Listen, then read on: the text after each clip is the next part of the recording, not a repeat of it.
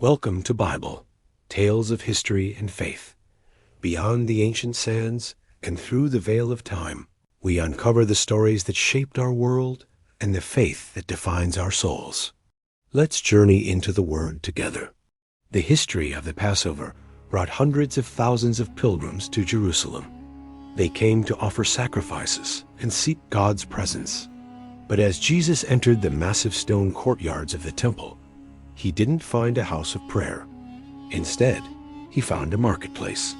The air was thick with the smell of livestock and the shouting of money changers.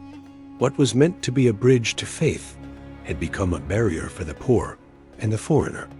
He drove everyone from the temple area, both sheep and cattle. He scattered the coins of the money changers and overturned their tables. To those who sold doves, he gave a command that echoed through the marble halls. John 2:16 recorded, "To those who sold doves, he said, 'Get these out of here. Stop turning my Father's house into a market.'" His disciples watched in awe, remembering the ancient words, "Zeal for your house will consume me." The religious leaders were stunned.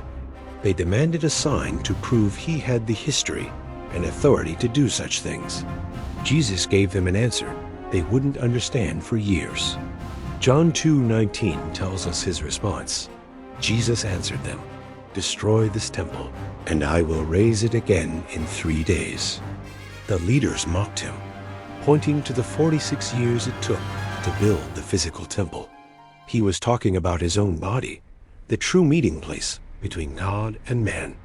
This moment in Jerusalem served as a warning. Jesus didn't just come to perform miracles. He came to restore the heart of worship. Later, after he was raised from the dead, his disciples remembered these words, and their faith was deepened. The cleansing of the temple reminds us that God is not interested in empty rituals or religious business. He desires a temple that is pure. Whether it is a building of stone or the temple of our own hearts, he calls us back to the original purpose, a house of prayer for all nations. Thank you for watching.